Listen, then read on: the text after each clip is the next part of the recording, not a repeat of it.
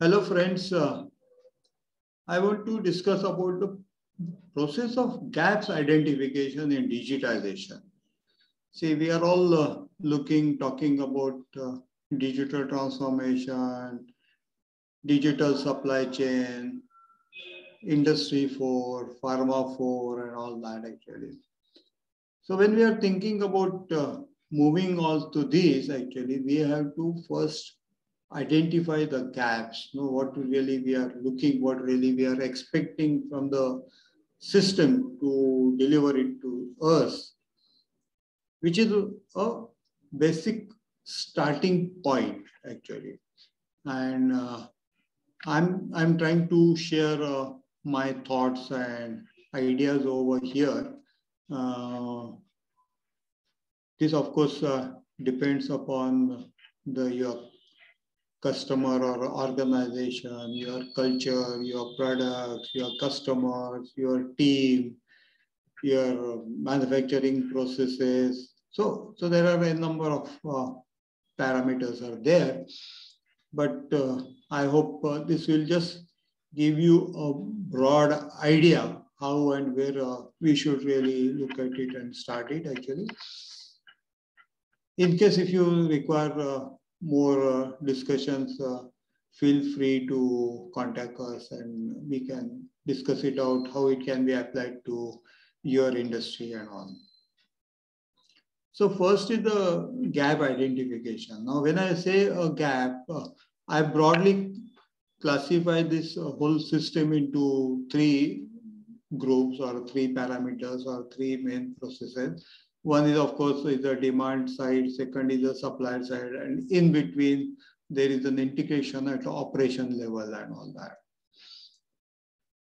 Now, in some cases, if your focus is on a marketing side, then you can focus and try to identify, give the priority onto that particular application and see where those gaps are there. You know about your product, you know market, you know its potential and all that. Are you satisfied with the customers or the market percentage which you have captured it, the business which you are generating it, or the profits which you expect it is getting derived? That becomes a starting point. So this is where you have to identify the gaps. Now, some organizations may be only focusing on to manufacturing. So then they may have to identify the different gaps. Some organizations may be only into a trading of procuring the material and delivering. So every company will have a different thing. But what idea over here, which I want to share, is that you should be able to identify the gaps, which are more important or which you feel that with a small investment or small fine tuning of the systems can deliver you better results and all that actually. Once you identify those things, then you have to really look at it, the cause analysis. Why you are not getting the expected results.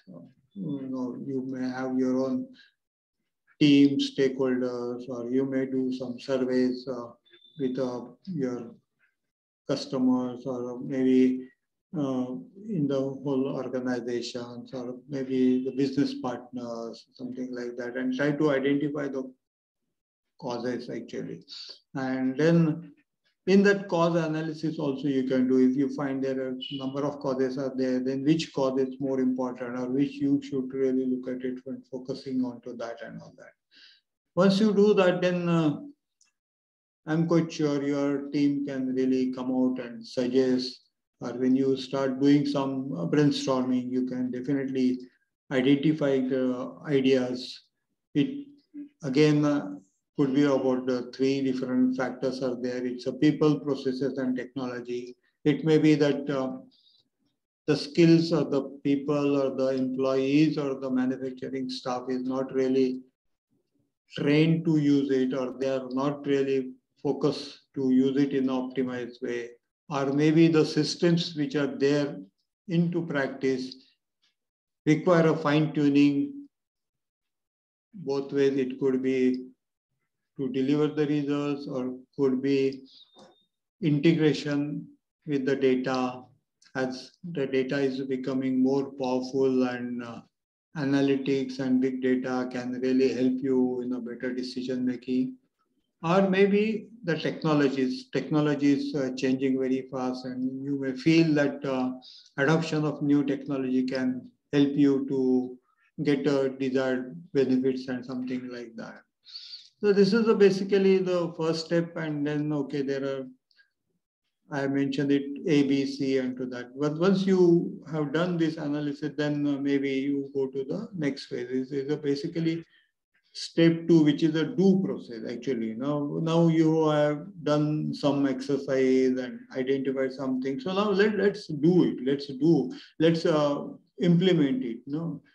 At a small level, at a shop floor level, at a basic small application level, and uh, see the action. Know how what the reaction of your people, reaction of the team, reaction of the results, and then try to identify, put them into the tangible thing, and check up what investments you have done it, and what tangible, intangible benefits you are deriving it, and all that. Try to put it into the things and all that, and see if you are comfortable.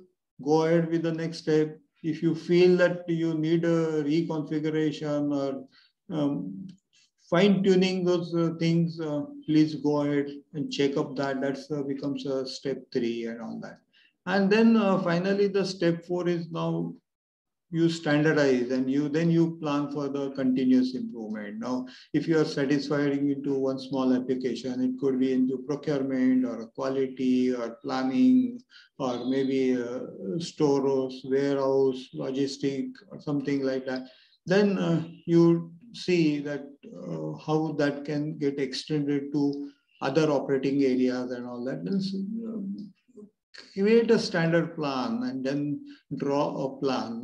Again, as I mentioned in the earlier steps also, you have that integrated plan of people, processes, and technology, along with the change management and all that. And I'm quite sure if you work with this in a continuous way, things will definitely take shape, and your digitization process will be highly successful, and which is what every company, every organization, even every individual is also really looking, because the income betterment of a customer, betterment also comes to organization, and then organization also gets involved with the people and technology. So now it's a growth for everyone, satisfaction for everyone, and all that. Actually, I'm quite sure that you will be very successful into your this